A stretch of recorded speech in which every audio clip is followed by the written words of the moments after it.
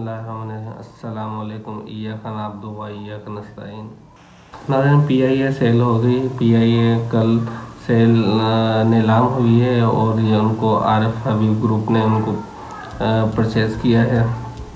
नाज़रीन, PIA वो है जो 60 की दिहाई में दुबई जैसी एयरलाइंस को उनको खड़ा होने में, उनकी ट्रेनिंग में उनकी मदद की और आज वो खुद नीलाम हो गई। तो बहुत सारी गवर्नमेंट्स आती रहीं और जैसे गवर्नमेंट्स आती रहीं और PIA का कर्जा बढ़ता गया।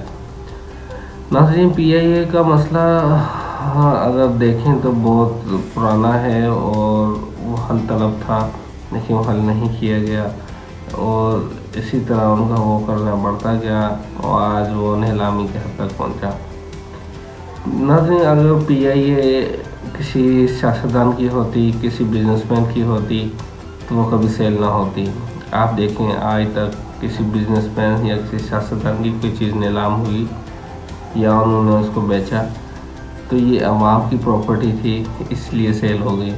और अवाम की प्रॉपर्टी ऐसे आगे भी सेल होती रही, क्योंकि जो कौम अपने हक के लिए खुद खड़ी नहीं होती उनका यही हाल होता है। और फिर आप ये देखें, हमारे वज़ीर-ए-आज़म साहब मियां मोहम्मद शहबाज शरीफ साहब वो कौम को मुबारकबाद दे रहे हैं कि आपका PIA नीलाम हो गया। इससे आप अपनी कौम की पुस्ती का हाल लगा लें कि वो किस हद तक जो है वो नीचे है कि एक आपका घर की कुछ चीज़ सेल हो गई है तो घर का सरबराह आपको मुबारकबाद दे रहा है कि अच्छा हुआ भाई, ये आपकी चीज़ सेल हो गई। नाज़रीन, अगर PIA के मुझे लगता है कि उस पर इन्वेस्टमेंट की जाती या उस पर थोड़ी तवज्जो दी जाती तो वो कभी सेल ना होती, क्योंकि दुनिया में बहुत सारी एयरलाइंस चल रही हैं और PIA आज की एयरलाइंस नहीं है, दहाइयों पुरानी है। और जो है इस तरह से उसका नीलाम होना एज़ आ पाकिस्तानी, एक आम शहरी होने के नाते मुझे बहुत अफसोस हुआ। इसी तरफ जो सियासी दर्जा हरारत है वो अपने अरूज पे है। PTI एहतजाज की तैयारियों में मसरूफ़ है और दूसरी तरफ वज़ीर-ए-आज़म साहब ने जो है PTI को मुज़ाकरात की दावत दी है। अब जो है जैसे पहले होता रहा है कि PTI की एहतजाज की कॉल आती है तो वहीं जो है ना प्राइम मिनिस्टर या हुकूमती वज़रा जो हैं उनको मुज़ाकरात की दावत देने लगते हैं। ये पहली दफ़ा नहीं हुआ, बहुत दफ़ा हो चुका है। लेकिन दूसरी तरफ सुहेल अफरीदी साहब ने जो है तैयारी शुरू कर दी है। उनकी PTI का जो ऑफिशियल पेज है उनसे है कि वो लाहौर जाएंगे 3 दिन के लिए, वहाँ पे अपनी सियासी सरगर्मियाँ जो हैं जारी रखेंगे। इसी तरह फिर वो दूसरे शहरों में भी जाएंगे। तो जैसे जैसे दिसंबर ख़त्म हो रहा है और वैसे वैसे जो है सियासी दर्जा हरारत बढ़ता जा रहा है। तो नाज़रीन, जनवरी के एंड में या फरवरी मेरे ख्याल में जनवरी के एंड में जो है ये एहतजाज की बाकायदा कॉल देंगे और वही देखें वो उनकी क्या हिकमत अमली है।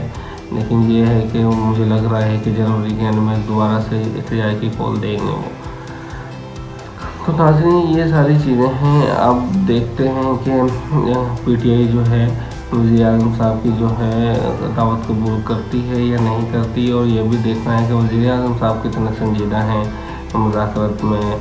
अगर मुझे लगता है कि अगर हम वज़ीर-ए-आज़म साहब संजीदा हैं तो फिर उनको पेरोल पर रिहाई देनी चाहिए। शामिल मुल्क कुरैशी, यास्मीन राशिद जैसे सरफराज चीमा जैसे लोग हैं जो 9 मई के बाद से कैद हैं, तो उनको जो है रिहाई देनी चाहिए।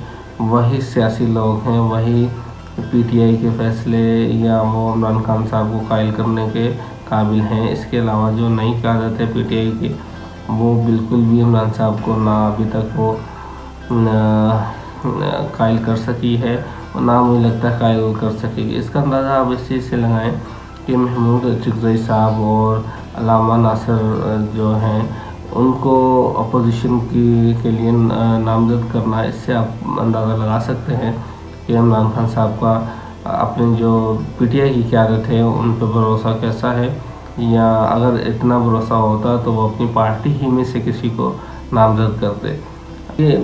اب جب تک ہم واقعی میں اگر گورنمنٹ سیریس ہے تو سب سے پہلے جیسے میں نے کہا کہ جو کوڑ لکھپت میں جو سیاسی قیادت جو ہے پی ٹی آئی کی قید ہے ان کو رہا کرنا چاہیے، پھر ہی پیرول پہ رہا کرنا چاہیے، پھر جو ہے حکومت کی جو مذاکرات کی سیریسنیس ہے اس کا جو ہے اندازہ لگایا جا سکتا ہے، کیونکہ جب تک پی ٹی آئی کی سیاسی قیادت باہر نہیں آئے گی تب تک آپ کوئی بھی مذاکرات جو ہے وہ فائدہ مند نہیں ہوں گے، کیونکہ آپ کو بھی جس سے میں نے پہلے بات کی کہ عمران خان صاحب کو وہی لوگ، شاہ محمود قریشی جیسے لوگ، ڈاکٹر یاسمین راشد جیسے لوگ ہی قائل کر سکتے ہیں۔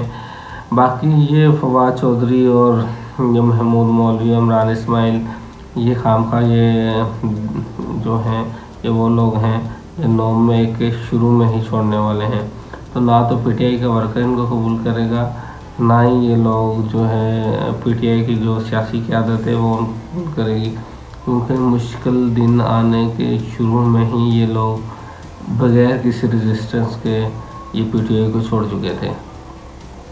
تو اگر واقعی میں جو ہے حکومت اس چیز میں سیریس ہے تو ان کو یہ پیرول پہ رہائی دینی چاہیے جو سیاسی قیادت کوڑ لکھپت میں بند ہے۔ باقی تو خان صاحب فیصلہ کریں گے، کیونکہ جو فائنل ڈیسیژن ہے وہ خان صاحب ہی لیں گے، کیونکہ خان صاحب کے بغیر کوئی بھی ڈیسیژن جو ہے، ایون پی ٹی آئی کا ڈیسیژن کیا، ملکی ڈیسیژن کوئی بھی کارآمد نہیں ہے، کیونکہ عوام نے اچھا خاصا ووٹ ان کو 2024 کے الیکشن میں ان کو دیا ہے۔